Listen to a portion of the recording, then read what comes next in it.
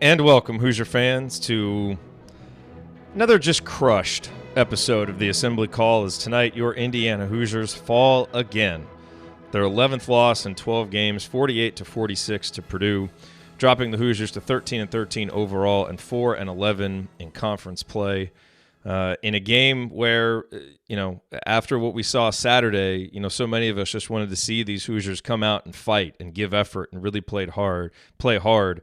And we certainly saw that tonight, but so many of the struggles that Indiana has had on the offensive end to get into any kind of rhythm, to get any kind of consistency on that end, were just, they were ubiquitous throughout this game, save for a few brief stretches. And ultimately, that results in this loss for Indiana, in which they played absolutely one of their best defensive games of the season, really did a nice job on the glass, played together, did so many of the things that you wanted to see. We just weren't able to make enough plays offensively to get the win, and it goes in the ledger as another loss in a season full of them. I'm your host, Jerod Morris. I'm here with Ryan Phillips and Andy Bottoms. We're going to break it all down for you on this edition of the Assembly Call IU Postgame Show. And we'll start this show the way that we start every show, and that is with our Hoosier Proud banner moment. And tonight's banner moment came late in the second half, 2 minutes and 32 seconds to go. Romeo Langford makes a couple of free throws to put Indiana up 45-41, and it really felt like this game might be different. It felt like the Hoosiers were in control, and of course Ryan Klein would go down, make a fadeaway three that was just yet another incredibly difficult shot by an opponent in Simon Scott Assembly Hall that goes the opponent's way. It's been like that all season. They cut it to one. Eventually, of course, they were able to make the plays to win the game. But those two free throws by Langford were absolutely huge. And I thought overall, Romeo really played a good game. The Hoosiers were +4 with him on the court. He had to miss 5 minutes at the start of the second half with that, sudden illness. And Indiana got off to a bit of a slow start in the second half. And, it would be, I would love to see how this game might have been different if he had been able to play at the start of that second half, because towards the end of the first half, when Indiana had nothing going offensively, Romeo scored 7 straight points to settle everything down. It was 17-13 Purdue. We're getting nothing on offense. He gets to the free throw line a couple of times. His step back three tied it at 20. It really felt like he was getting into a rhythm. He was playing hard. He played well defensively. He had 9 rebounds. He had such a bad game up at Purdue and really put that in the rearview mirror tonight. And the overall numbers may not be overwhelming, 14 points, only 2 of 6 from the field. But you watched that game and you saw how much of an impact he had on it. And again, those 2 free throws gave Indiana the lead at 4. It would not be a lead that they were able to hang on to. But hopefully a performance like this puts any of those silly narratives to bed about, Romeo Langford and how invested he is in this season, because he came out tonight and really played a whale of a game, played his tail off, took some hits, got sick, came back. But ultimately, unfortunately, it was in a losing effort for his team. All right, tonight's Hoosier Proud banner moment brought to you, as always, by our friends at Hoosier Proud and Home Field. At homefieldapparel.com, you will find the comfiest and most unique licensed IU apparel available anywhere. And at HoosierProud.com, you'll find great state of Indiana-themed apparel while sending 10% of your purchase to causes around Indiana, like Down Syndrome of Indiana. Both brands were started by an IU grad, and all Hoosier Proud and Home Field apparel is designed and printed out of Indianapolis. Be sure to check out Home Field's vintage IU designs, including the classic Indiana warm-up script tees and long sleeves, which are printed on incredibly soft tri-blends. I thought there was a winter weather advisory in Bloomington tonight, so it's still cold. You still need to get that tri-blend hoodie with the IU Bison mascot. That's there at homefieldapparel.com. So go check them out. Because they have tons and tons of great IU gear that you're going to want to get. And a brother get some coupons. And, of course, you can. Don't forget to use the promo code ASSEMBLY at checkout today for 15% off your order on either site. That's promo code ASSEMBLY at HoosierProud.com and HomeFieldApparel.com. All right, well, it is time to move the ball, find the open man, and get some opening thoughts from the rest of our team. And, Andy Bottoms, we will start with you, your Bottoms line on yet another crushing Indiana loss. Yeah, this was a rock fight of all rock fights, it felt like. But it seemed like for a little while there, IU was going to come out on top. There was a stretch in the kind of middle portion of the second half. IU held Purdue. They allowed them to score in just 1 out of 9 possessions in the middle, and one of those was a Klein. I think the fading to the side 3 at the top of the key. So that's one basket for Purdue in that stretch. And at the same time, IU had some unlikely contributions. The Al Durham jump hook in the post. Doron had 6 straight, and it felt like this team would finally, had put itself in a position at least to really close out a game. And that has been such an issue for this team, whether it be closing out possessions late in the shot clock, closing out games when they have been close during the stretch. And this was another one. They just couldn't get it done. Purdue, scored on 5 of their last 7 possessions following that stretch. One of those was a putback from No-Gel Eastern. Another one was a difficult drive from Carsen Edwards. Another was the Klein 3 that hits the rim and, rolls its way over. Then the over the back, put back from Harms at the end. And many of those were difficult shots in that scenario, but it was, where one more play from IU really would get him over the hump. They just couldn't do it. And on the other end of the floor, Romeo hit, 3 free throws was all IU scored over its last 6 possessions, was just those 3 points, and had a couple missed threes and a couple turnovers in there among that group. And it just felt like you're glad that they put themselves in a position, thanks to substantially better effort than what we've seen, to be able to, where a play or two actually makes a difference. But at this point, after the way things have gone, it feels pretty hollow to say, that really is representative of some kind of turning of the corner, if you will, just because it took, getting to this point to really be able to see that kind of effort. So we'll definitely talk about that. And I applaud the effort. Some of the guys were playing. Al Durham defensively was just phenomenal, trying to fight through screens. He was, it was a fun thing to watch, just a guy off the ball playing that hard, running through screens and doing those things. So there are a lot of things to be excited about as this team finds new ways to lose and pile on itself a little bit. But again, it was the inability down the stretch to really make that one play that was going to be the difference in securing the victory, or turn it into a loss. And once again, they were unable to do that, whether it be late shot clock or late game situations. And now it is time for Ryan's rant. Ryan, what are you going to rant about tonight? Look, I know it's easy to say this, and I know that some people will call it a cop-out or whatever, but this just is not Indiana's year. How many times have we seen guys hit ridiculous threes to put the other team back in the game? How many times have we seen when they come out with a really good effort, they get beat by a crazy play? How many bad bounces has this team had? And you look at tonight, I don't know what we're going to see the final tally is. How many layups rolled off the rim? And I mean, not bad shots, just shots that got put up on the rim and fell out. Now, you should make those, but Juwan Morgan was 3 of 14. I know he missed 6 threes. He was 1 of 7 from 3. A couple of those threes were great shots, though, that just didn't go in. And then you've got you got Justin Smith, you've got Romeo, you've got Finney, and you've got Durham. Well, actually not Finney, but Durham, all missing layups that rolled around on the rim and came out. Now, again, it's on you to make those shots. Don't get me wrong. But sometimes the ball just doesn't bounce your way, and it's inexplicable. And this team is as snake bit as any team I've ever seen. Romeo Langford has this amazing stretch to end the second half, or end the first half, really gets Indiana in a rhythm, gets the crowd going. And what happens? He comes out and throws up into a trash can at halftime and misses the first 5 minutes. Could have continued that momentum. Indiana starts slowly instead. I mean, it's just one thing after another for this team all year round. And now, of course, you make your own luck. I get that. But tonight, they played phenomenally defensively all night. Everybody, 1 through 10, they played amazing defense. And they're guys that I am incredibly hard on in this team, who I have to tip my cap to because of how well they played defensively. You held Carsen Edwards to 4 of 24 from the field and 0 of 10 from three-point range, and you lost. And you lost because a couple shots went in that probably shouldn't, and a couple shots fell off the rim that should have gone in. Now, again, that's not the whole reason for the loss. I'm just saying 2 more bounces in IU's way, and that bounce from Ryan Klein's 3 that goes straight up in the air and falls in. Are you kidding me with what we've seen this year from some of these guys with late game threes, with Bohannon and CJ Jackson and now Klein? I mean, it's hard to understand what's going on. And sometimes you need bounces to go your way to get a win. Sometimes you don't play well enough to win, and you need a bounce to go your way and get a cheap win that way. Sometimes you play your heart out, and you need a bounce to go your way to beat a better team. Against Michigan State, they got a couple bounces. Michigan State missed a lot of free throws in that game that were in and out, rolled off the rim, all that stuff. This was the same kind of effort, and the things just didn't go. There are systemic problems. I know that. We're going to talk about that.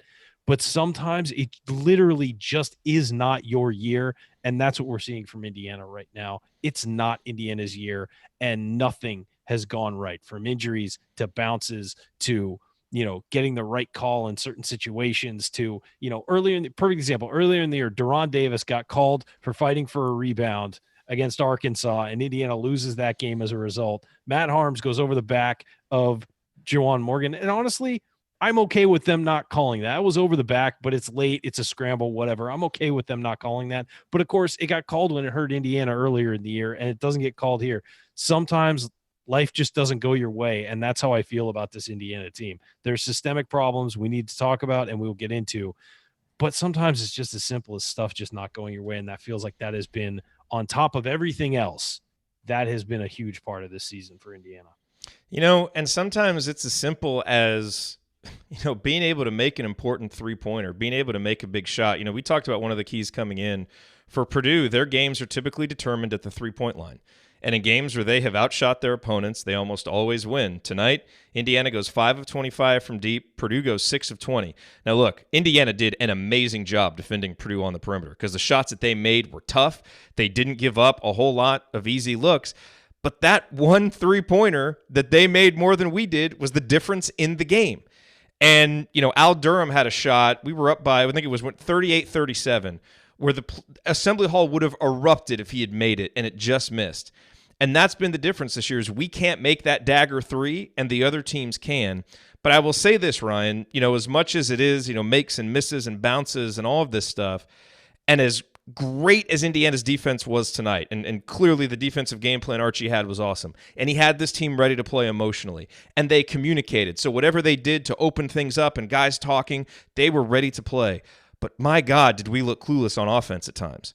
And your rant after I think it was the Minnesota game or the Ohio State game, one of the games, was about how he's got, whether it's hire an offensive coordinator, figure something, because the late game execution wasn't good. And there were just too many times in the second half, and even at times in the first half, where we just looked like we didn't have any kind of clue what we wanted to do offensively. I fully and that, I think in a game where you hold the opponent to 48 points, we have to talk about that before we get out of the first segment, because that just lack of direction offensively, ability to get Romeo shots in the second half, ability to get it onto the block in the second half, Indiana has to find a way to do that. And they didn't tonight. And that tonight, I put it on the coaching more than I put it on the players. No, and I completely still agree that Archie's got to bring in some kind of guy to fix the offense, whether it's just tweaking the system a little bit or if it's a complete overhaul. I still believe that. I'm just saying that tonight, sometimes you play even with the team and don't get the bounce that is the key. Now, agreed. They can't get the ball inside. They don't know how to deal with a double team. They, were taking questionable shots at times. All of that stuff is 100% true. I'm just saying sometimes it comes down to, and quite frankly, Purdue was not good offensively either. I'm saying they played even with Purdue, and really it was the team that had one better bounce or one play, executed better was going to be theirs. You had Romeo driving on the baseline getting called for a charge that was ridiculous when there's a wide open guy for a three in the corner. I mean, any one of those plays goes Indiana's way and they win this game, and none of them did. And Purdue got like 4 plays that were 50-50 plays to go their way. I think it's Purdue got shots up on some of ours. We dribbled the ball off our foot out of bounds. And that's you got to get shots. It's true. And at the end, Juwan Morgan, I know on the broadcast, they said, Juwan Morgan, Romeo doesn't touch the ball. Well, Juwan Morgan dribbled to give Romeo the ball. He was guarded a little bit and he cut back door. And that's why Juwan drove it and slipped and fell. Again, guys have to come get the ball. Guys have to, sort of have the confidence to go do something. But again, I just think that sometimes you need 50-50 plays to go your way, and they just don't this year for this team at all. And there are years where they've all gone our way. I mean, the last Big Ten championship team had a lot of bounces, a lot of calls, and a lot of things go their way, and they wound up winning a Big Ten championship. This team, it's been the opposite. And they haven't played well enough to be successful. That's 100% true. But sometimes when you play even with the team, you need some bounces to go your way. And they just haven't this year. It seemed to me that it was just so inconsistent. You'd have possessions where you saw a lot of movement off the ball, although in a lot of cases, I don't know that generated any looks. It's kind of you're running around, but are you really doing anything? Are you making hard enough cuts and things like that? I thought there were some opportunities for backdoors just as much as Purdue was overplaying on the outside. I think that might have been what they tried to set up on that last play that Ryan talked about. But and IU didn't get anything out of going into the post for the most part. Purdue, came at them with pretty hard doubles, but I can't recall a lot of really open shots that came as a result of that. I think it led to a few turnovers trying to do that. I mean, that's one of the big benefits. It should be one of the big benefits of being able to play through a guy like Doron, and that had been the case in some of these other games that since he's been back of really being able to set up other guys. But that just for whatever reason didn't lead to any clean looks. And IU did some damage on the offensive glass. I thought that was some of their offense came through that because there wasn't a whole lot coming in the general flow of things. But there were plenty of possessions where it's just, 5 dudes standing around trying to, wait for something to happen. And it just wasn't jogging through cuts, not doing the right thing. I mean, it's obvious. And it would be okay if you could throw it into Morgan. He wasn't getting double teamed and he could just go to work. You can cover up for a lot of those flaws, but they were doubling hard.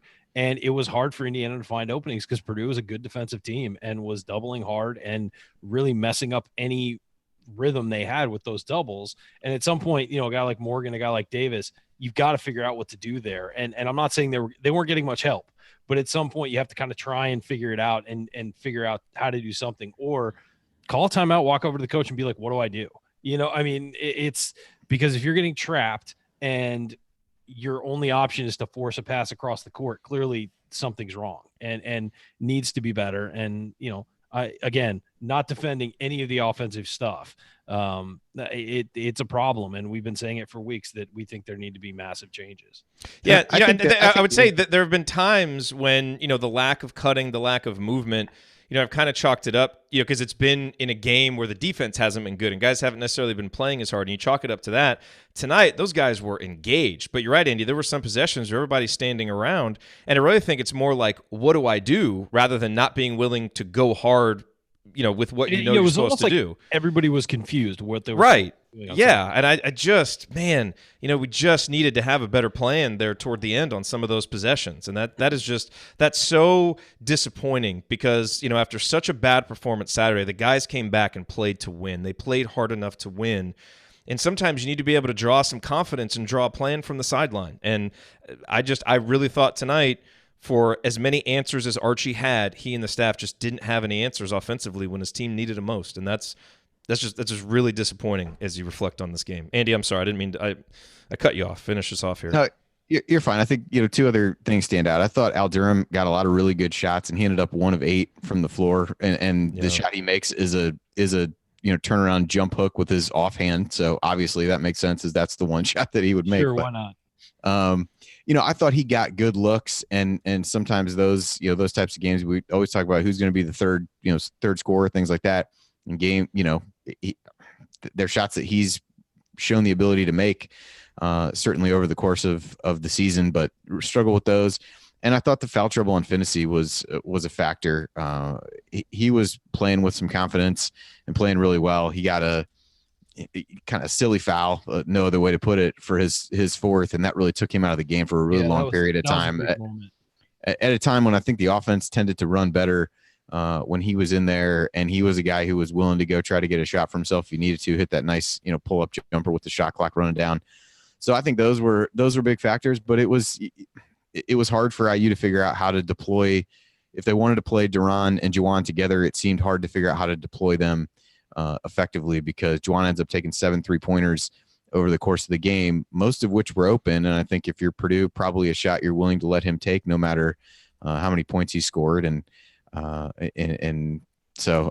well he shot over the course of the season. So I think that was, probably part of their plan as well, to be able to try to take things away inside. And if they get burned by a guy like him shooting threes, then so be it. And, for him to take half of his shots from the 3-point line is not what IU wanted and needed. And, but I just don't know that there seemed to be an effective front court combination based on how things were going over the biggest part of the game for IU. Yeah. All right, coming up as we continue our breakdown of Indiana's 48-46 loss to Purdue, we're going to make some drastic changes here to the order of segments. We want to talk about some other storylines in segment 2. We'll push meaningful moment and stats to segment 3. So stick with us. We're going to keep breaking down this game here on the Assembly Call next.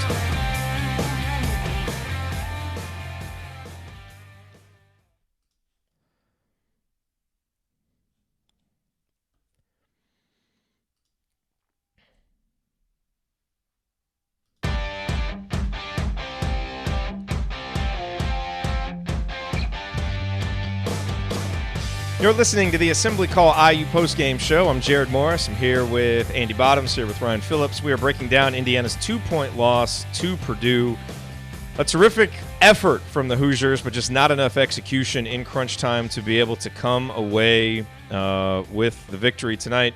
And we're going to move some segments around a little bit because, Ryan, I think you're right. You mentioned in the chat, one of the big storylines coming into this game, and we talked about it on Banner Monday. We talked about it after the IU-Minnesota postgame show, and we saw the quotes come out. Archie Miller talking about how they were going to have to make some drastic changes, to kind of how they were trying to reach these guys and some of the things that they were doing to try and affect some change after a performance that bad.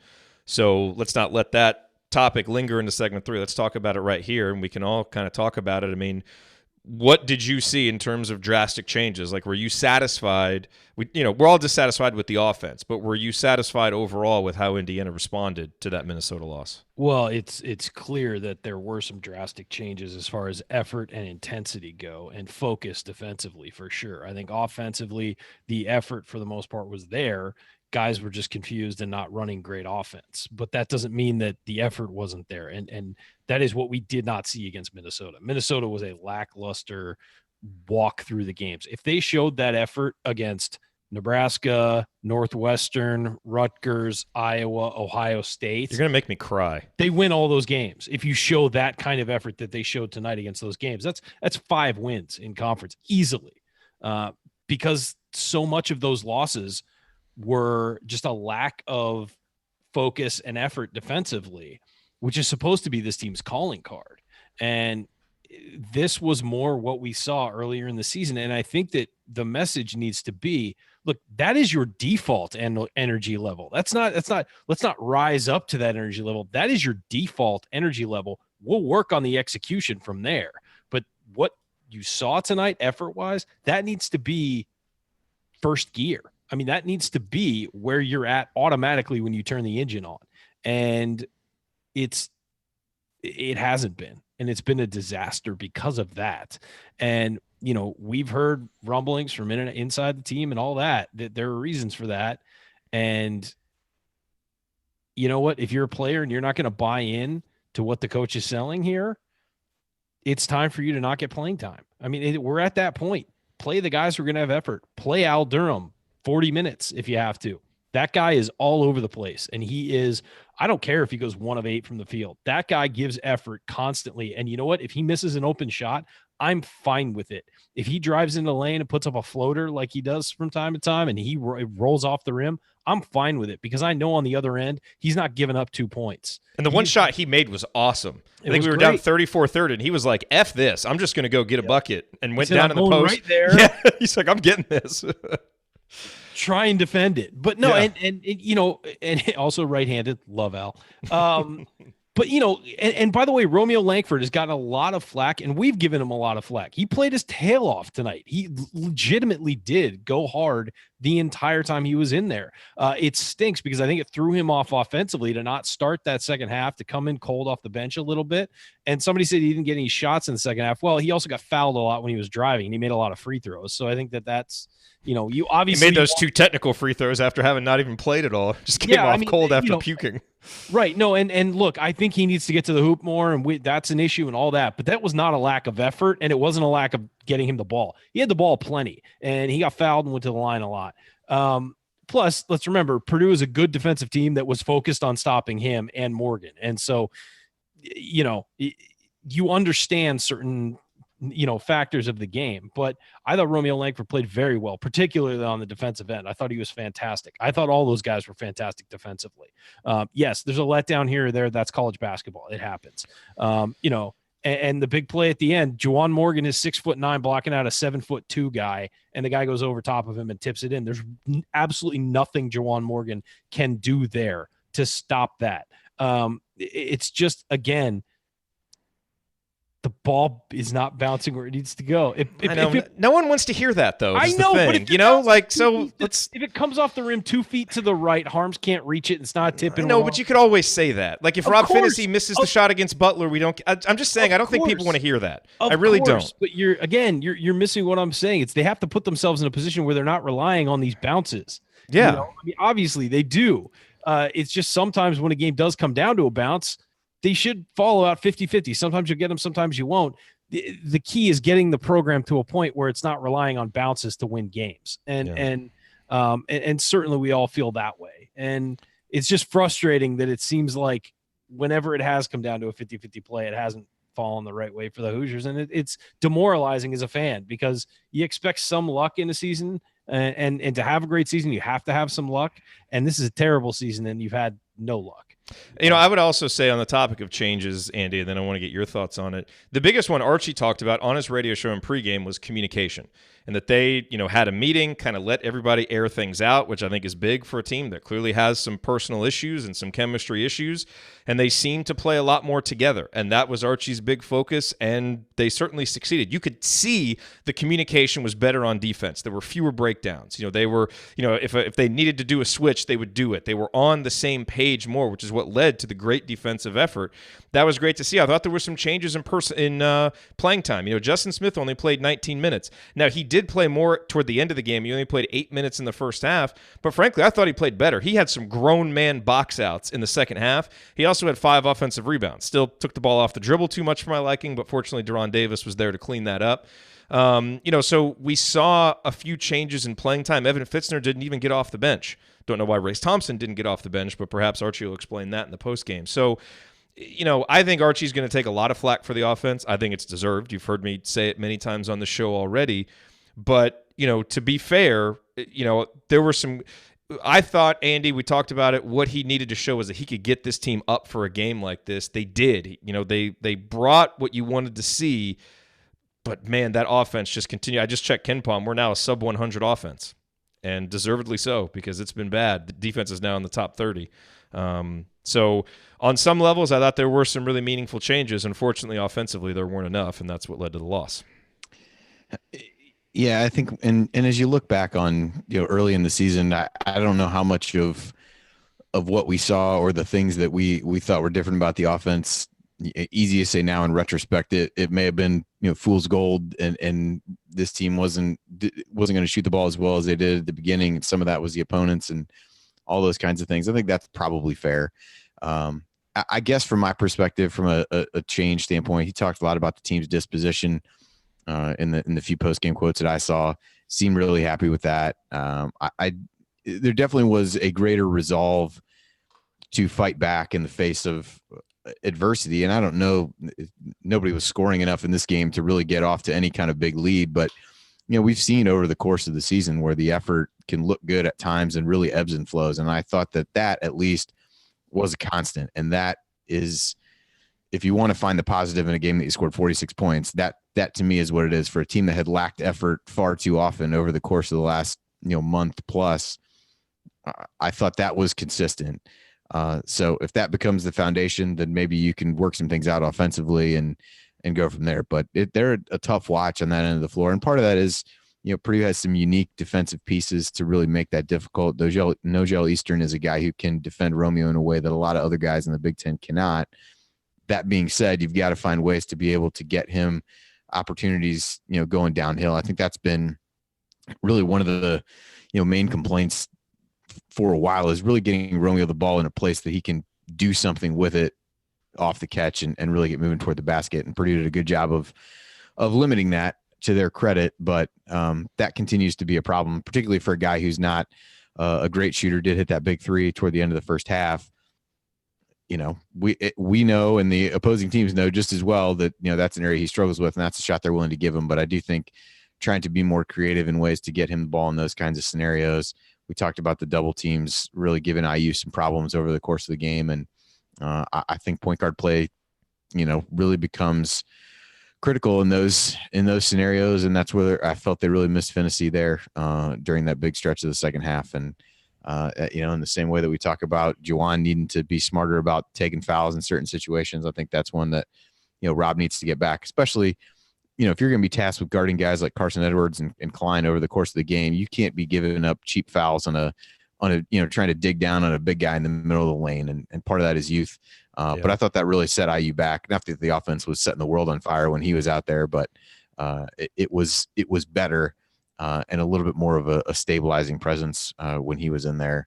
And it's you'd think that after this many losses, the team would not be finding new ways to lose. But I feel like this was one that we hadn't quite seen yet over the course of this losing streak. Yeah, I want to just mention one thing before we move on to the next segment. It was really nice to see OG Anunoby and Thomas Bryant in the crowd, by the way. Jared Jeffries too. Jared Jeffries was right next to him, yeah.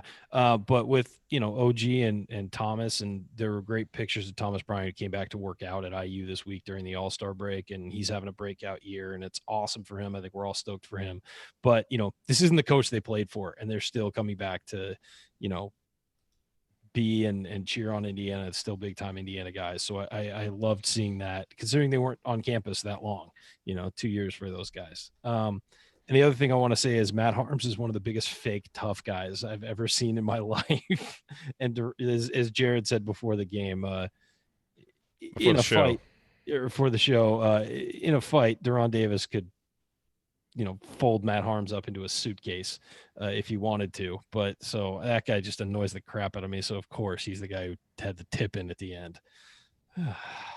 This season. Yeah, it was nice to see Duron kind of stand up to him. It's nice to see someone take some pride and not take some crap from people at home. So let me ask you guys this, because you lose a game like this, you're really going to focus on things that happen late in the game. Did you have an issue with how much Duron was off the floor over the final couple minutes? I mean, Justin, got some offensive rebounds, did some things, and Indiana has a foul to give on that last defensive possession. Do you maybe try to use that, try to do something? I mean, that last possession where Carsen Edwards just kind of knifed into the lane, Justin Smith isn't really in good position. For a game where the defense was so good, when you really needed to maybe have your best defensive possession, Indiana kind of broke down right there.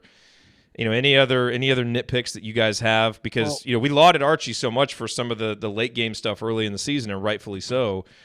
This just feels like a game where, who knows what was told in the huddles, but certainly it didn't turn out very good. Well, I think that given the lineup they were facing, Justin Smith was the better matchup, because he wanted to have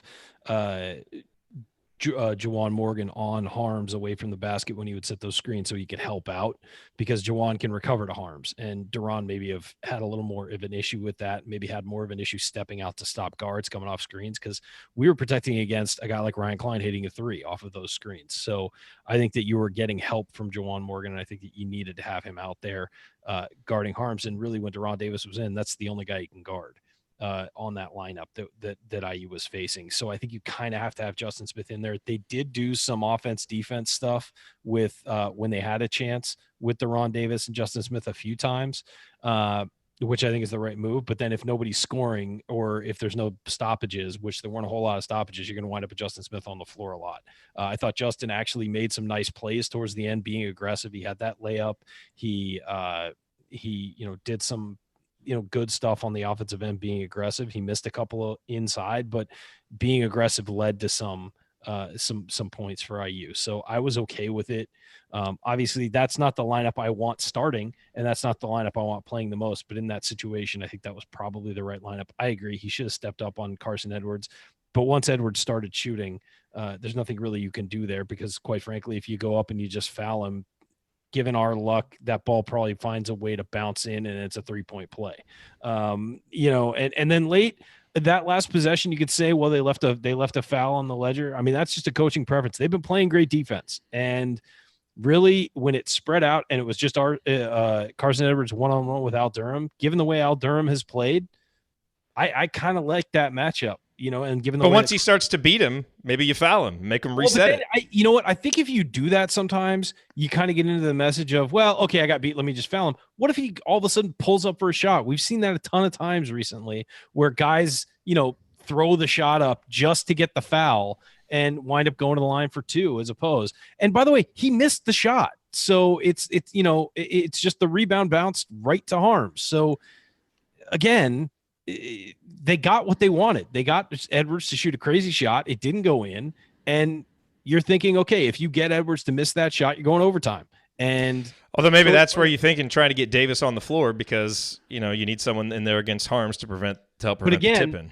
But again, you have him on Harms. Harms is the guy who sets the screen. No, I know. So, I mean, there's like 8,000 things going on here. Plus you had the offensive rebound at the other end. And there's a lot of stuff going on. So I honestly didn't have a problem with the way it played out. They got what they wanted. It's not, if Edwards had gone right by somebody and gone for a layup, then you could say, why didn't you foul?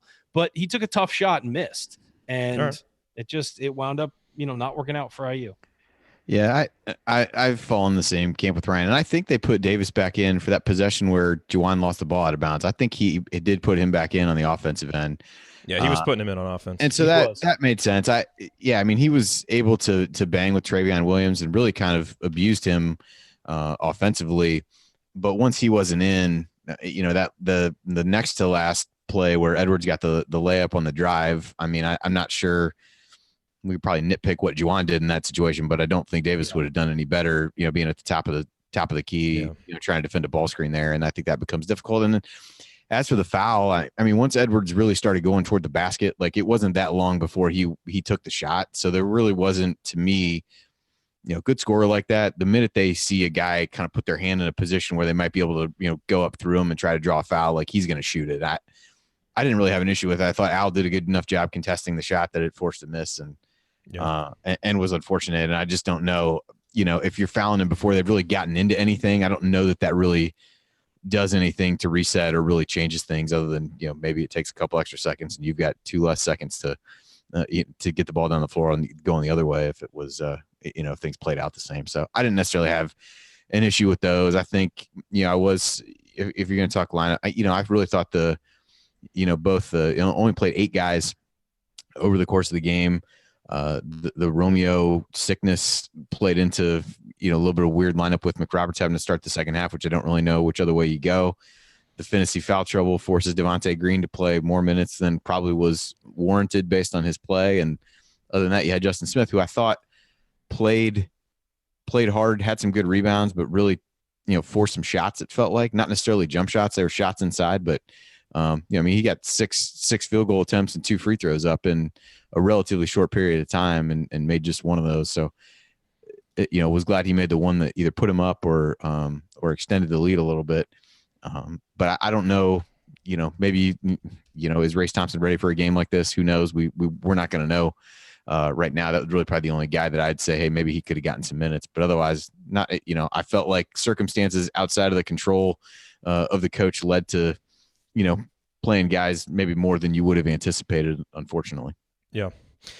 All right, coming up as we continue our breakdown of Indiana's loss to Purdue, we'll talk about tonight's meaningful moments you might have missed, and then we'll go inside the numbers to highlight the most important statistical notes from the game. You are listening to the Assembly Call. Stick with us.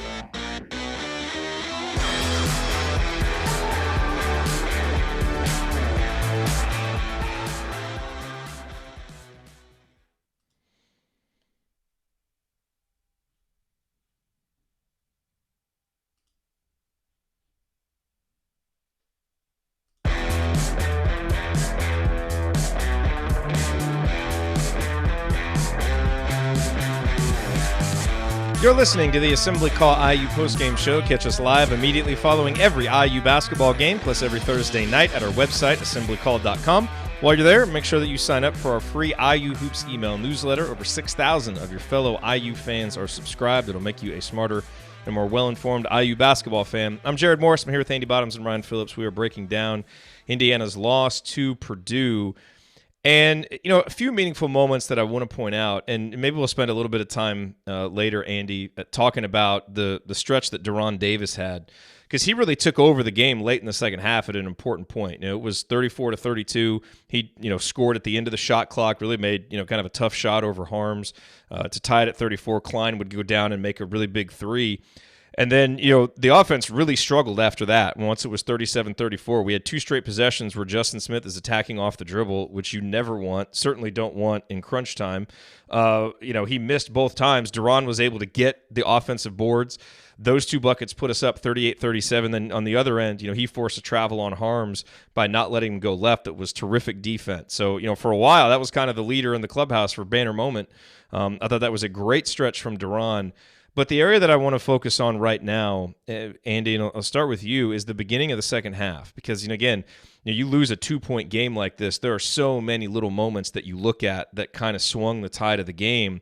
And Indiana has been a team that has really struggled at the start of second halves. And for as good as our energy was for the first 20 minutes, I thought right out of the gate in the second half, about the first maybe 4 minutes, we didn't have the same energy. It kind of took us a little while to get back into it. And I don't know if that was just whatever the second half malaise is that we've had, seeing Romeo, start puking and it kind of shook everybody up. I have no idea. But we didn't look good. And Purdue scored 9 pretty quick points. And our offense was struggling. But, it was 25-20. They had scored 2 straight buckets. Rob Finnessy hits a huge shot. His foot just happened to be on the line, so it wasn't a 3. But I thought it was one of those shots that was kind of desperate for us to get, because it kind of felt like Purdue might go on a big run and kind of, extend a lead a little bit. He hits that shot. McRoberts would hit a 3 a few possessions later that was huge. And those shots, even though we weren't, like, sometimes you don't play well, but you shoot well. I thought for that stretch, we didn't play well, but we shot well. It kept us in the game. And then from there, we started to play a lot better. Romeo got back in. The energy got better. But I just thought those 2 shots by Finnessy and McRoberts on a night and for a team that hasn't made, that hasn't shot very well, we kind of desperately needed those shots just to save us in that stretch of the game. So big shots by those guys. Yeah, that may have been IU's, at least the first possession, one of their worst defensive ones of the game, really. Klein ran off a bunch of screens. McRoberts got lost on that first 3. The second one was kind of a fluky play. It's the one where they tried to throw a pass. It hit off Harms's head, bounces to Klein, who, Juwan had stepped up a little bit to guard somebody and, give up a layup like that. Not a lot you can. Bounces, man. Not a lot you can do. Would have liked to seen it hit Harms more squarely in the face, but, we're not. Juwan was also standing flat-footed and not ready to recover on it either. So, make your own luck at times for sure. Yeah. But, so I thought they struggled there, but, they did hit those big shots. And really after, 4 possessions from each team, it actually evened itself up at 7-7. They get a layup, but then Devontae turns the ball over and misses a 3 on the next 2 IU possessions before the technical gets called on Harms, and IU gets 3 points out of that, making 3 out of 4 from the line.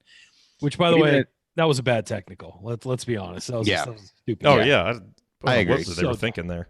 Yeah, but that really led to a stretch. IU did kind of bounce back in that moment where it was, they were kind of tied for that half at 7. But then outside of those free throws, IU, those were the only points that IU scored on the next, 9 possessions, where you had 4 turnovers, if I'm counting this right. Missed some threes, missed some shots inside around the basket.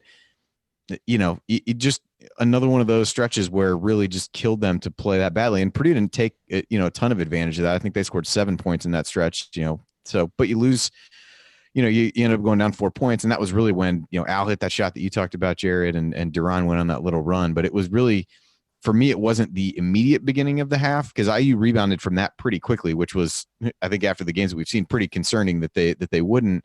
Really kind of dug their way out. Duran hit a nice shot inside. It was really that 9 possession stretch after that where he scored 3 points all on free throws, can't make a shot, and turned the ball over 4 times with, that was kind of the killer stretch there where you seem like you'd, stem the tide a little bit of what Purdue had done to start the half, but not enough as you kept going. And it just, same thing we've seen, just too many of those stretches where you score 1 time out of 10 that you have it. You just, that's just so emblematic of the offensive problems. And the defense at times when it looks bad gets really overblown as to how it can be. But again, in a game where you hold your opponent to 48 points and you can't win, it says a lot more to me about the offense than it does about the defense, even if there were some breakdowns during that stretch. Yeah. Agreed. One other moment that stood out, and it's from very early in the game when it was 10-7. And, we were up 10-7, playing pretty well. McRoberts forced a steal. And it was nice having Zach McRoberts back out there doing some Zach McRoberts things. He has no chance to stay in front of Carsen Edwards, and he got lost on defense and gave up a wide open 3 in the second half. So all of that. But, we just get more 50-50 balls when he's on the court. And I don't know if it's because he rubs off on other people or he gets them all, but we just do. And it was nice. By the way, he looked like Zach McRoberts for the first time all year.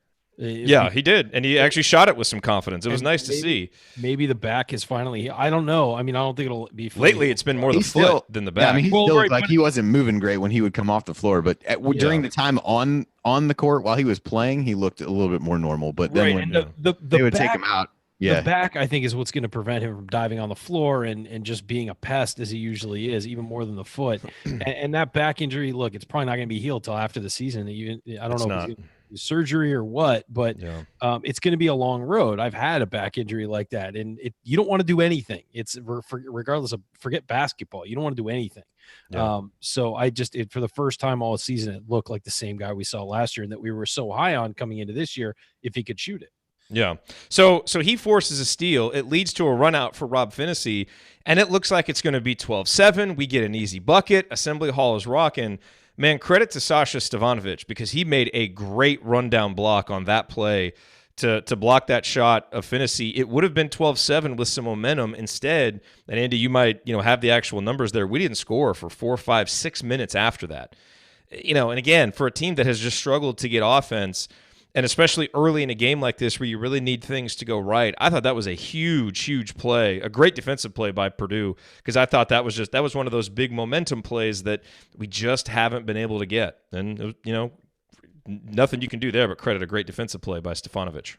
Yeah, that was possession 2 of a 9-possession stretch where IU didn't score at all. And there you go. There was, I think, and it was toward the beginning of looks like 14, 15 possessions where IU scored once. So, would have been nice to have the layup.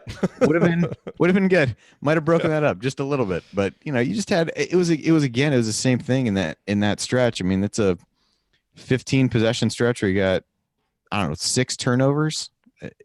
Just when it rains, it pours with this team, and that's just such ineffective offense.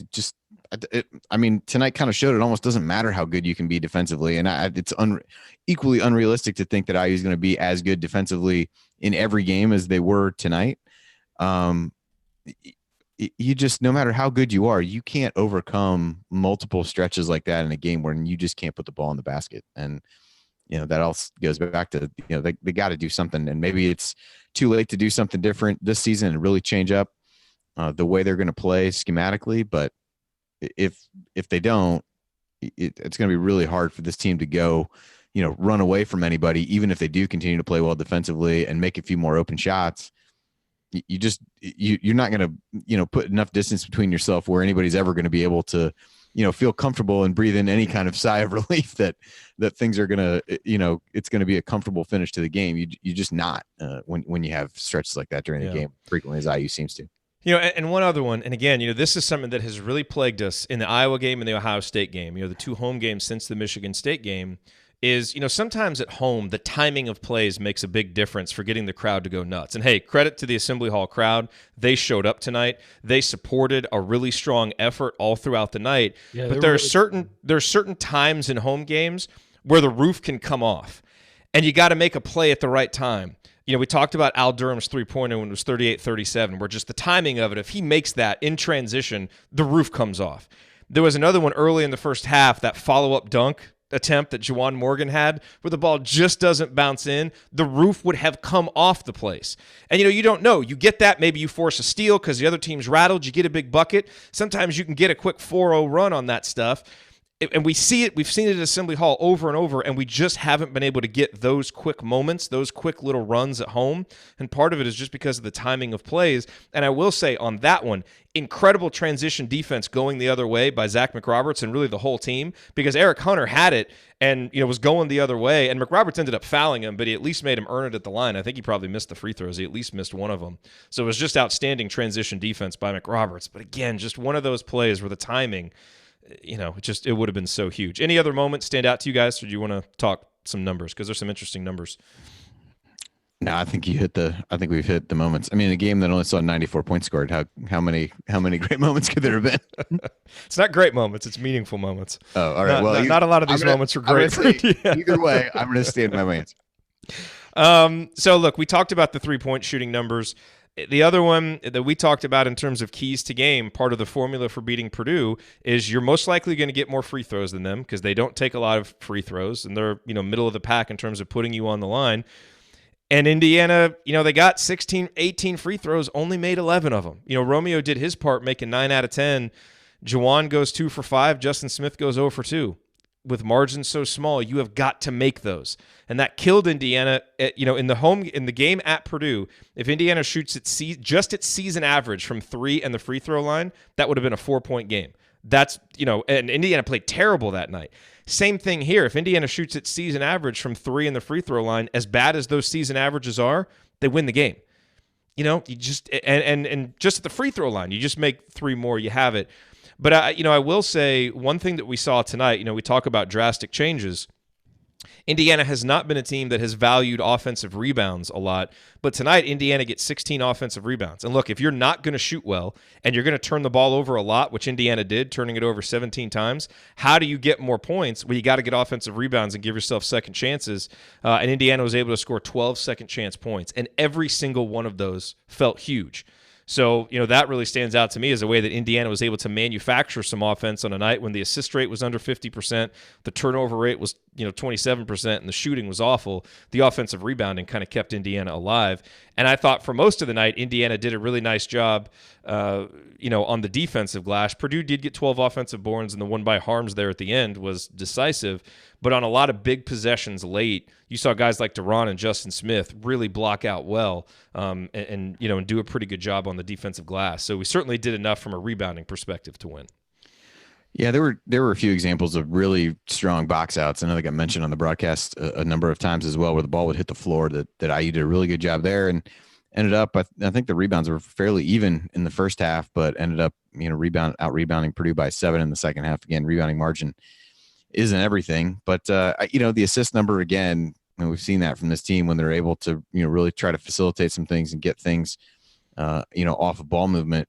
They're so much better off. 7 assists for the game on 15 made field goals. Purdue actually only had 7 assists as well. The other thing that stood out to me just in terms of where points were scored, you've hit on the 3-point line. We talked about free throws a little bit.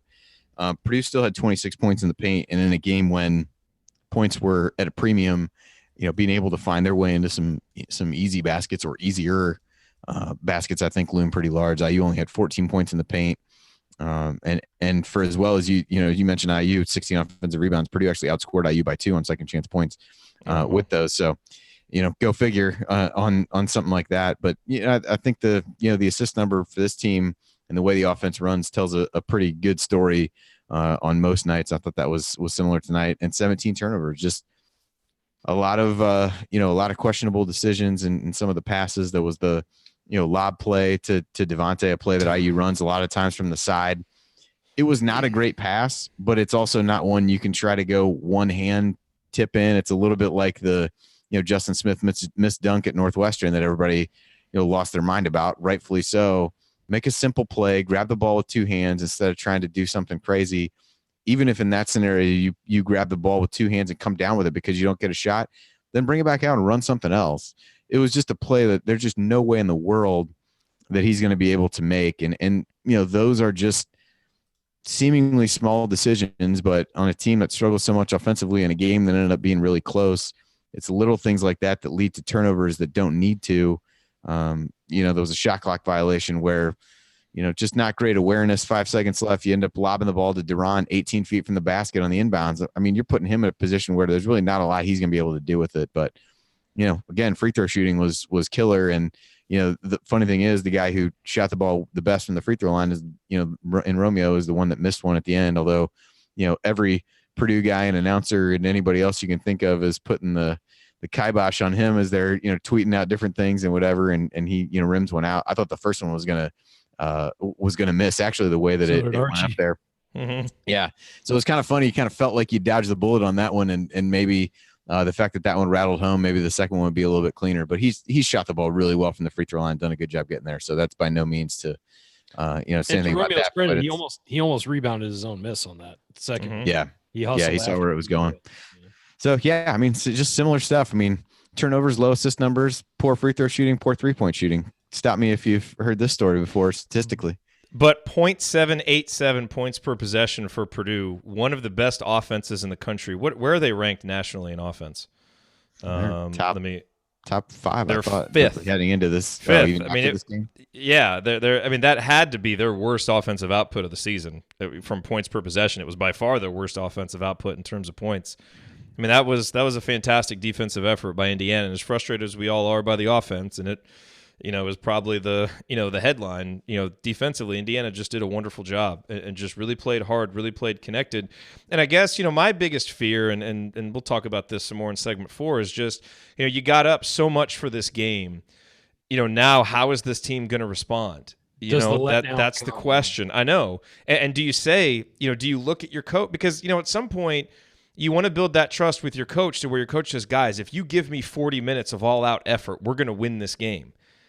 And now in this game, they can look at it and say, we gave you that. And, we didn't feel like we had a plan on offense to get it done. Does that mistrust that we've seen, it's felt like from the players to each other, from the players to the coach, does that seep in at all over these next few games against good competition?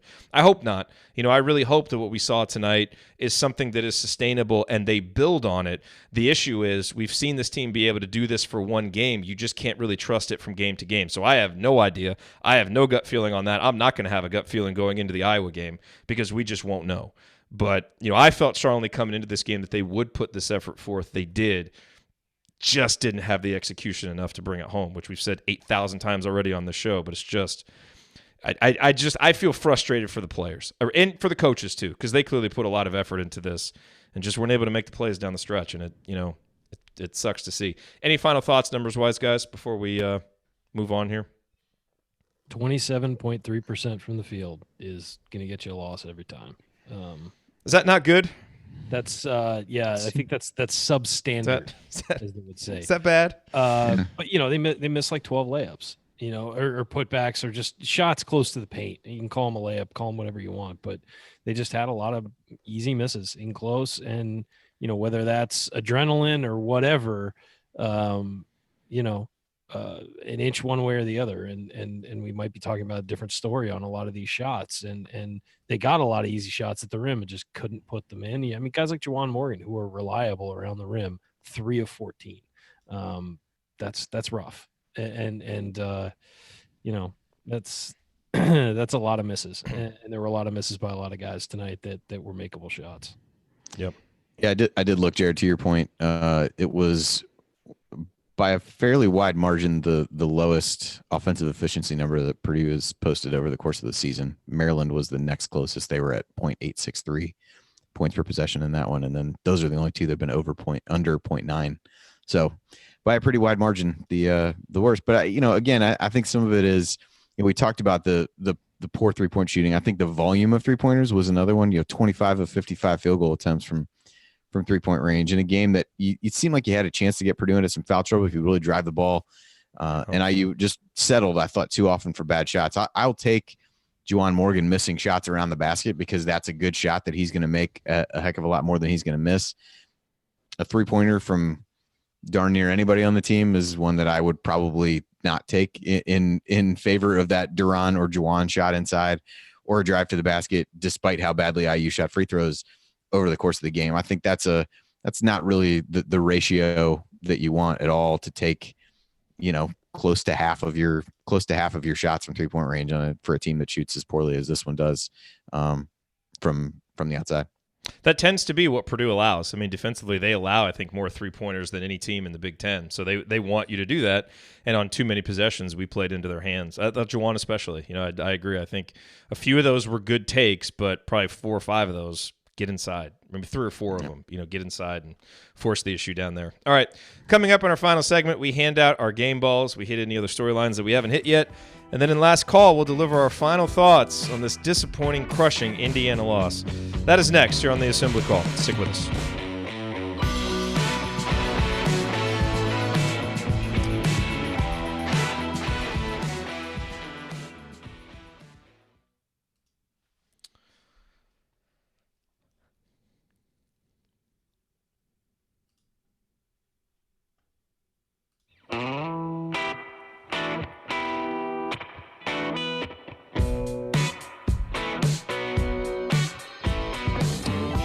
You're listening to the Assembly Call IU postgame show. I'm Jerod Morris. I'm here with Andy Bottoms and Ryan Phillips. We are wrapping up our breakdown of Indiana's loss to Purdue on Tuesday night, 48-46. It is that time of the game where we hand out some game balls, and I know some people don't like that we hand out game balls during losses because they don't feel like game balls should be handed out during losses, and some games it doesn't feel like there are any people really deserving of game balls, but I think tonight, even in a losing effort, there are certainly two guys and maybe more as we go through this that are deserving of game balls, so it'll be interesting to see who ends up getting it. Andy, we'll go to you first. Who gets your game ball tonight? I'll give mine to Romeo. I thought that in addition to 14 points, 9 rebounds, first in points, second on rebounds on the team, I thought played really hard defensively. And I don't think there was maybe one moment that I saw that he got frustrated at either a call or losing the ball that, he didn't have the greatest reaction to. But I really thought he played really hard defensively, ended up, threw up at some point during the game, got a bloody lip at some point during the game, and really kind of kept bouncing up. He made some solid defensive plays, had a couple breakdowns again, which I don't think it's probably fair, unfortunately, to expect him to be perfect on that end of the floor. But I thought really, I just think it would be easy for a guy like him to check out in the way the season is going. A guy who clearly, maybe not clearly, but seems extremely unlikely to be back at IU. Would have been easy to He's check gone, out. Andy. He's going pro. I know. Well, I don't know. Is Andy saying he might be on a 2-year plan? No, I'm not. Do not give people hope, Andy. Just don't. Nobody not is doing saying. Nobody's saying he's on a 2-year plan. But I think it was an easy scenario for him to kind of not go through the motions. I don't think we've seen him do that this year. But he really wanted this game, and a couple people in the post game reference kind of varying degrees of emotion from he and Juwan. That it was clear that the game really meant a lot to those two guys. So. Kudos to him. Thought he played well, and as we talked about before, if maybe he plays 35 minutes instead of 32, maybe the outcome is a little bit different. But I was impressed with him tonight. Although I think there's another guy who would be worthy of the game ball as well. So I'm sure he'll come up over the rest of the segment. But I'll give mine to Romeo.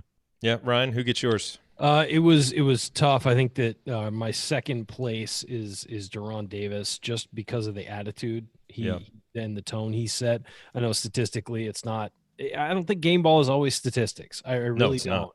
And I think it was a lot of tone setting. We've made that clear throughout the game balls on the show. There's been a lot of tone setting by Doron Davis in a couple games this year, and 8.6 rebounds, 4-6 from the field, played 26 minutes. But he also said, you guys aren't going to screw with us tonight, essentially, really early. I would also give consideration, though he didn't score much, to Al Durham, because I thought his defense was phenomenal the entire night. And I thought was incredibly important. And he's a guy who – you can put him one-on-one with an All-American at the end of a game and feel, confident that he's not going to screw up and he's going to play good defense. And he did. And he got exactly what Indiana wanted there. He got Carsen Edwards pulling up and fading away on a jumper. Come on. That's exactly what you want. And Carsen Edwards is supposed to be the best, the Big Ten player of the year. And Al Durham forced him into that. But I got to give it to Romeo Langford, because I thought defensively, and as a guy also who'd been called out a lot, he showed up tonight, and I texted both you guys and said, this is a different Romeo Langford tonight. And I think you agreed. It was just a different performance from Romeo. Out of principle, I disagreed with you, even if you were right. Well, yeah, I know. Don't you hate it when I'm right, Jerod? 14 points, 9 rebounds, 2 assists, a steal, a block.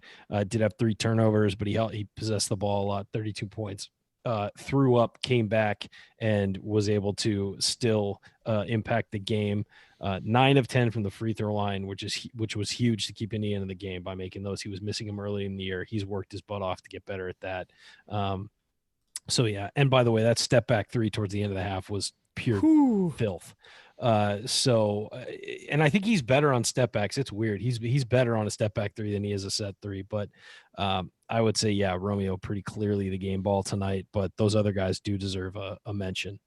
That really probably could have been the banner moment. I mean, he stepped back, gathered, kind of took a beat, and just drained it. And that was a huge shot to make it 20-20. Yeah, Romeo's my game ball for all the reasons that you guys mentioned. I do, Andy. I think if he plays at the start of the second half, we win the game. I mean, I really do. I just think, I mean, he was such an impactful player while he was on the court, +4 while he was out there. I think that would have had a major impact. I also agree, honorable mention Doron Davis, honorable mention Al Durham. I'll tell you two other guys that I want to mention, and it goes beyond what happened on the court tonight. But I want to mention Juwan Morgan and Zach McRoberts, because I think when you have a team that turns itself around from one game to the next, and we heard Archie talk about, how the guys had a meeting and they talked, and he said Juwan and Zach really had a lot of things to say. And I think, from what Archie said, he kind of made it sound like he talked with Juwan especially about, hey, this is it. You've got 6 games left, however many left it is. There's got to be a sense of urgency now. This is the final stretch. And no, Juwan didn't have the greatest game on the floor tonight, but I think when you see the team respond from a communication standpoint and effort standpoint, we've asked for leadership. And I thought we saw that from those two guys tonight. And so, while their play might have been up and down on the court, sometimes your senior leaders, they also do important things that set the tone before you even get to the arena. And so I just want to give those guys a hat tip, because they, along with the coaches, had this team ready to play. They weren't able to make enough plays to win, but they were ready to go. So a lot of guys I thought stepped up and had good nights for Indiana, which was nice to see on the heels of one of their worst performances. But Romeo definitely gets my game ball, so he now vaults into the lead. 7 game balls for Romeo, 6 for Juwan, 4 for Al Durham, 3 for Doron Davis as we come down the stretch there. All right, guys, anything else from this game that we need to touch on? Last call. You're just ready to go on, huh? It was a tough night, Jerod. It was. I'm ready to put this behind me and celebrate Manny Machado arriving in San Diego. I do. So, lingering questions coming out of this game. Why didn't Race Thompson play? I'm curious about that. And I don't know if you guys have seen any tweets that have addressed it, but I'm curious to know that. And I think the biggest one is just, how does this team respond? And none of us is going to have any idea, but I would say I'm more worried than I am confident about how they'll respond. They play again Friday night at Iowa.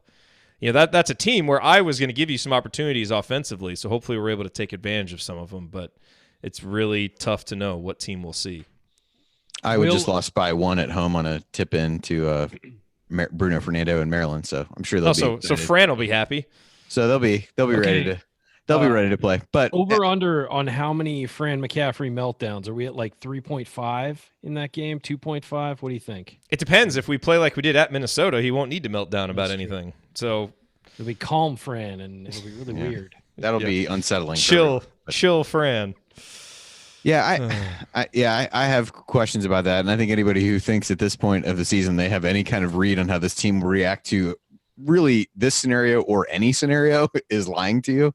But I don't know. The optimistic part of me wants to hope that they're able to bounce back, but there's only so many times that you can bounce back. But if you really think that you found something in between the Minnesota game and this one, perhaps there's more resolve there than you think. But I don't see any scenario where this game didn't take a lot out of these guys who really invested a lot to get back to the point where they had played in this game. And like I said, there was mention that Juwan was pretty emotional in the post-game press conference, and I think that's if you can channel that to bring it back and play a little bit better against in another really difficult game, then maybe things can work themselves out. But it's hard based on what we've seen over the last month plus with this team to talk yourself into them being able to get up off the mat again in the way that they did between the Minnesota game and tonight.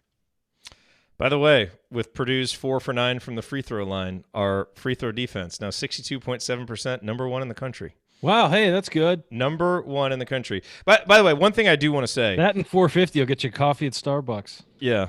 $4.50? It's not. Yeah, you get a big one. Can you? What I got into a discussion with someone on Twitter. Pretty much any story that starts out that way probably isn't even worth saying. Yeah, it was going to end well. As I say it, you know what? Let's just scratch that. and that person is now your wife. No, if it doesn't end that way, there's no. No, I just want to say overall in the season, Indiana three-point percentage defense is 87th in the country. It's pretty good at 32.5%. In terms of three-point volume, we're middle of the pack. 38.2% of opponent shots are threes. And, there's been a narrative that has somewhat taken hold about how the pack line defense is really bad against three-pointers. And I just, want to remind folks that, you look at some of the teams that run the pack line well, the pack line will give up some attempts, but the idea is no rhythm three-pointers. So you're going to give up some attempts, but you've got to close out hard. You're hoping that those attempts are rushed, and you're hoping that they're not in the spot where people want them. So that's important to remember, because there's also, of course, the school of thought, and it's been statistically proven that, three-point percentage can have some variance to it. But there's a reason why schools like Arizona, schools like Virginia that run the pack line are pretty consistent with their three-point defense. And we're seeing that. We saw that in a game like tonight. I know sometimes you could say, well, Carsen Edwards just shot bad. Well, yeah, he was harassed, and he didn't get the shots that he wanted. He took shots we wanted him to take. Not getting set shots. You're having to come off screen sideways, not straight on. Yeah. And look, the three-point defense was terrible against Minnesota. It was awful. But that wasn't because of the defense. That was because of the guys playing the defense. Like tonight, they played the defense right, and I think that was a big part of the reason why we saw, the threes Purdue made were really tough. So, look, Indiana obviously has to get better offensively from the three-point line. There is no question about that. This program is not going to win consistently again until they can make better use of the three-point line on offense. But from a defensive perspective, overall this season, we've actually been much better on the three-point line when the guys have actually been fully engaged defensively. So I just, I've seen some people kind of talking about that, and I think that's a bit of an old narrative that needs to go away a little bit. And we'll continue to get better and more consistent as we get better in this system. All right, so coming up, assembly call-wise, we've got assembly call radio on Thursday, then quick turnaround for the post-game show Friday. We hope, of course, that you will join us for those. And remember that because you're an assembly call listener, you get 15% off your entire order at HoosierProud.com and HomefieldApparel.com. So if you want officially licensed IU gear, go to HomefieldApparel.com. And if you want one of our assembly call logo T-shirts or one of Hoosier Proud's unique Indiana-inspired designs, visit HoosierProud.com, and on both sites, use the promo code ASSEMBLY at checkout for 15% off your entire order. All right, guys, it is time for last call. Andy, lead us off. This is one that, again, post-game press conference comments from Archie was basically saying that after the Nebraska game seemed to really take away this team's confidence, and that, at least in Archie's mind, was somewhat of a turning point. And I think it's funny if you pick this game up and you pick up the effort of where it was, and ironically, the game after that Nebraska was when they played at Purdue. If you see this kind of response, this kind of effort in the immediate aftermath of what at the time seemed like an anomaly, that Nebraska performance, and they hadn't played well at Michigan, played well at Maryland and lost. That Nebraska game at that point felt like the outlier. And if you were able to pick up the effort that you saw tonight and the way that this team responded to a really poor performance, the Minnesota game might have, taken the throne from that Nebraska game of the worst performance of the season in some ways. And if you'd seen this team respond that way at that point, it makes you wonder what the season would have done. And I kind of told myself before we got in here that I wasn't going to, go back and be like, man, where was this? Yeah, this was great effort. Try to turn it into some kind of moral victory. And so that's not what I'm trying to get at here. I just, from whether it be players or coaches, it just sucks that it took that long, whether it's sustained or not, no matter what the answer to our question is as to how this team responds to this loss, it really sucks that it took that long for this coaching staff, this team, to respond to adversity and a poor performance with the kind of effort that we saw tonight, because the offense was painful to watch. It was brutal at times, but I'm willing to live with losing with the effort that we saw tonight in short stretches, losing games like that just because they played so damn hard and tried so much on defense and played tough on that end of the floor against a really good and elite offensive team. And so it's one of those, you can see the glass half full or the glass half empty based on a performance like this. And I think people probably would view it differently if it came at a different point in the season. And it just, kind of leads to that overarching frustration and what could have been that this season will ultimately be remembered for, really, no matter what happens from here on out. And I quite honestly can't figure out whether that's a good thing or a bad thing at this point, because great to see the effort, struggled to understand why it took getting to this point to do it. And And in the end, it just kind of adds to the pile of disappointing losses that this season has really turned into. And maybe in a while, we won't remember this one any different than we remembered some of the other ones, even though, it seems like each of these have been unique in their own way. But just a hard game and a hard season to really put into any kind of context just based on the ebbs and flows of it so far, which is really an open-ended way to wrap up final thoughts on this game, because it really just becomes difficult to know what to make of it, what, if anything, this really means. And maybe we start to figure that out against Iowa, and maybe we don't. If this season has proven anything, it's that we have absolutely no idea what this team's going to do next and how they're going to respond to any scenario. So stick with us and find out as we go down the rest of the path of the season, because that's next on the assembly call. As we're all miserable together. Who knows? Who knows what's going to happen? What horrible way will we find to lose another game? Who knows? But yeah, just a weird game, just a weird season. Just this game fit well within the season that this has become, for sure. Great comment from Jen in the chat mob. She said, Ryan looks like he could use a cup of coffee right now. Is he asleep? No, I'm just it's just hard right now, guys. I've had a long day too. It started very early. Oh God. A certain player choosing my team over Jerod's. Cut his mic. Mute. Okay, my last call. Here we go. I'm back. Oh no, I'm not back. Am I back? You're back. All right, good. I can unmute myself, Jerod. What I would say about this, and Andy kind of touched on it. Honestly, over these last 5 games, I don't care if they win or lose. I would love for them to win, but I want them to see them play like tonight. I want to see the offense get better. I want to see the execution get better, but I want to see this team play like tonight. If they win playing lackluster basketball, it's still going to be disappointing. I want to see this team play like it did tonight. I want to see fight. I want to see these guys lock in defensively and play hard. I mean, honestly, they're not going to play a team that is demonstrably better than Purdue in their last 5 conference games. They're not. Michigan State just lost Nick Ward and has lost what's the other guy? Langford? Josh Langford, yeah.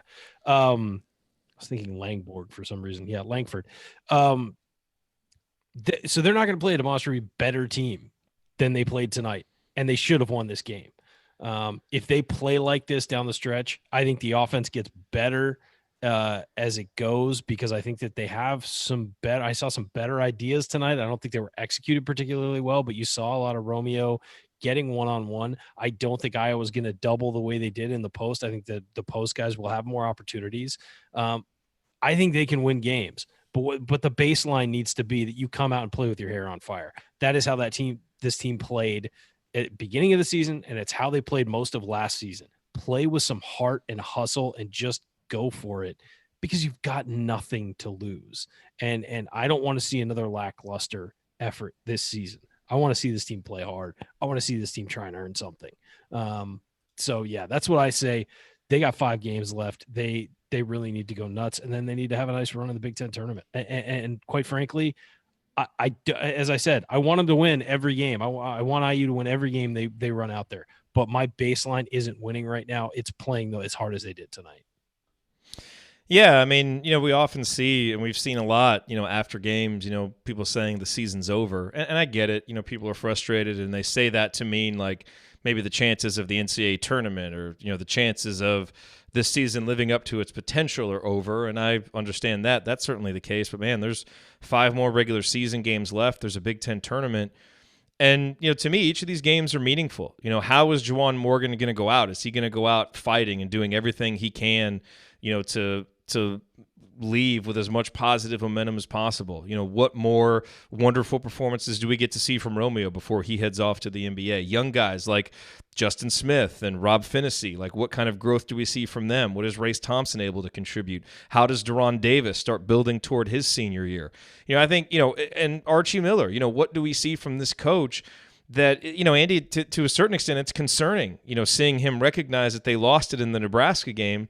And here we are. I mean, look at all the uneven performances since then. And why did it take, until after the Minnesota game for these quote-unquote drastic changes? And maybe there are perfectly reasonable explanations for that because of how things have gone behind the scenes. We don't know. But, man, you hear that and you think, That was a long time ago. Like, why weren't we able to get something going since then? What is this young coach who's in his second year, who is clearly still doing some learning on the job? What is he able to do to pull this team through this at the end of the year? So, I agree that so many of the things that we thought we were going to see this season are gone. Those are over. But I still think that there are so many compelling things to watch on a game-in, game-out basis, and that's why we do the show every game and try to give every game the respect it deserves. Certainly some games are more enthusiastic than others, and we're more excited to do the shows than others. But I think, especially for a young coach trying to build a culture, this is a really meaningful end of the season, whether it results in a tournament appearance or not. And what we saw Saturday, that was 2 huge steps back. What we saw today was a huge step forward. That's how you have to play every game. That's especially how you have to play at home. If we can add any level of offensive execution and competence to the defense and the effort we saw tonight, this team can beat any team left on its schedule. Can being the operative word. Now what we'll get to see is, will they? And does this team, is what they showed tonight, is that a sign that this team has a pulse to end this season? We all certainly hope so. We'll be watching on Friday night to see.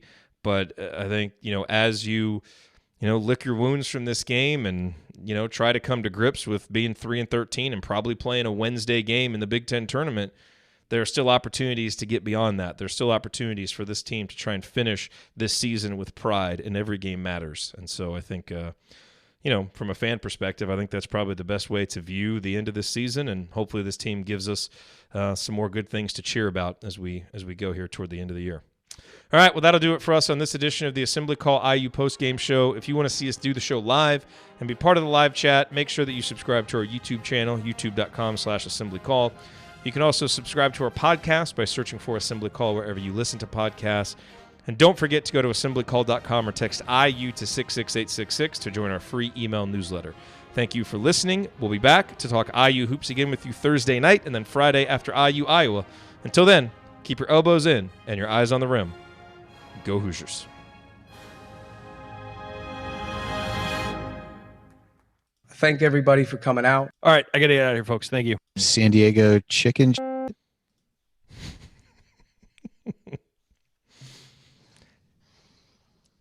Just thought I'd throw that in there at the end. Yeah. Sure, our radio affiliates will appreciate that.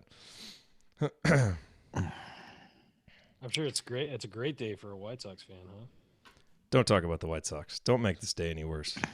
And keep their name out of your mouth. If you weren't going to be serious about it, just don't string it along all off season. They were serious about it. They thought they not serious enough. They thought they had the top offer on the board. That was the report. But then, this whole thing about Kenny Williams came out and said we weren't going to go to $300 million, and then now there's a report. Well, their offer actually would have gone to $350. I think that's total covering. Of course it is, because they're trying to spin it. Yeah, I don't want to talk about it. It's a I'm a joke. I'm absolutely shocked. I thought he was going to the White Sox. Let's see. Fabian says last minute Keon talk. Yeah, Keon. From everything I know, Keon is not coming to Indiana and is almost assuredly going to Kentucky at this point. We can spend more time talking about it on Assembly Call Radio, but I would not hold out any hope there based on things I have heard from multiple sources, third and fourth hand. I'll tell you what, though. Indiana might be better positioned to go after shooting guards that can shoot, though, or wings that can shoot. And Keon's an okay shooter. But he's not a great shooter. He's not going to change. He's not going to be a game-changing shooter. And if Jerome Hunter comes back healthy, while it's always great to have a guy like Keon, don't get me wrong, so don't take it that way. I think that if you have Jerome Hunter as your sort of driver wing guy that you can, rely on to do that kind of thing, I think it's okay not to get Keon. You want him, obviously, no question, but you don't feel like Trace Jackson Davis was the bigger priority, I think, for a reason, because I think that he fits what they're trying to do a lot better by working in the paint more. Keon is a really, really, really good player, but I think it was less of a priority for IU to get him. You want to get both, obviously, but I think that honestly, DJ Carton is more of a miss than Keon would be, just given what he can do on the floor and what you're missing. Honestly, I would start throwing some offers at any available shooters. Kind of see they were just out checking out this JUCO shooter in Dayton that apparently is really good. So just get shooting. We need people shooting. would sell their soul at this Because point they've for a got guy a that lot- can hit 40% from 3-point range. I think people forget that like they've got a lot coming back already. I mean, I know we haven't seen Race Thompson and Hunter this year, but they were both supposed to be big parts of the rotation this year. They haven't played. That Jake Forrester's going to get better. He's an all-effort guy who's going to get better. You've got Finney's going to get better. I think Armand Franklin's going to be a really good defender, at least in the beginning. I think he can shoot a little bit. I don't think he's going to, he's got to work this offseason on his shooting. But he's a guy who's going to play next year. I'm not, there's nobody on that of that group that's going to redshirt next year. You know what I mean? Like they're all going to play. And the one guy who I think really needs to work on himself is Demezi. Other than that, I love the development of all of these guys, where they're headed. And, so yeah, and then you got Doron Davis in the middle. Hopefully he returns. I'm assuming he will. So I mean, there's some positives there on the front, even if you don't get Keon. But yeah, they got to get some shooting. And I think I just want one. And this guy. staff has been recruiting shooting. They have prioritized it in recruiting. Now they just got to get some guys. I just want one guy who, when he takes a 3-pointer, I actually believe it's going to go in. Yeah, that's all I want. Agreed. I felt that way about Klein. Even that one that crept over the rim. I was like, the shots. They hit 6 threes. His shot is so ugly, by the way. He's making a living on that, though. He's made tons of those this year. Yeah, no, Edwards goes off the court. He's shooting these like fall away threes and whatever. Over his head too. Two of the ones he made tonight were improbable. I don't remember the first one, but even the shots, the threes that they made, like the one that Wheeler hit, was they were willing to give him the shot. He's a 33% 3-point shooter. Eifert hit one where he was left open somewhat intentionally. No, and Klein Stefanovic comes off of like a double screen as a guy who's the 3rd to 4th option on the floor and makes one, and then Klein hits. Devontae was guarding him on 2 Klein straight hits, possessions. Klein hits the other 3. If you come off a double screen, sometimes the guy's going to be open. Like it happens. Like there's traffic, you get through it. I mean, now you shouldn't be as far away as IU was on a couple of those tonight, but that's basketball. They set up a play to run that. Sometimes they beat you. That's the other Klein one, is the one at the beginning of the second half when they ran McRoberts through like 11 screens and he got lost. But some of those are most of the shots, the threes, that were either guys that you wanted to shoot the ball or really tough shots from other people who were there. Actually, you bring up Devontae. We didn't really talk about him very much, but that's probably for the best. He was, again, it was a Devontae game. It was the thing that drives me. He just wasn't enough good. He needed to balance it out with a shot. He just had to play so much. Threes, it would have been a fine night. But here's the thing. It wouldn't have been, well, yeah, I guess you're right. Fine for Devontae. Yes. Yeah. Not like game ball worthy or something. But the thing that drives me nuts is our guards throw low bounce passes to our big guys. It drives me friggin' nuts because it looks good if it goes through, but the percentage chance of it going through is so little. Go over the top to them, especially if like it's because you're a screen and roll and there's nobody behind them. Just lob it up to them. It drives me nuts. And then Devontae dribbling to his right throws a bounce pass that like bounces off of someone out of bounds. It's like, dude, what are you doing? Just throw the ball to the guy. Like, you're not making enough consistent average plays to try and make something look really good. Like, you're just not. But then you like whip the one into Juwan, like from the wing all the way into the middle, almost the middle of the lane on the other side, and make a play like that. And then the one where Romeo, like at the beginning of the second half, after Romeo came back in, where you throw it at his feet at a terrible angle where he's going to the sideline, where there's no way that you're too close to him to throw a bounce pass at all. And the way that it was, there's no chance. It at him hard. There's no chance he's going to be able to actually receive the pass. Is our next game Friday or Saturday? Friday. Okay. Thought Weekend off. Yeah. Watch your AAF. Yeah. Watch the Commanders, man.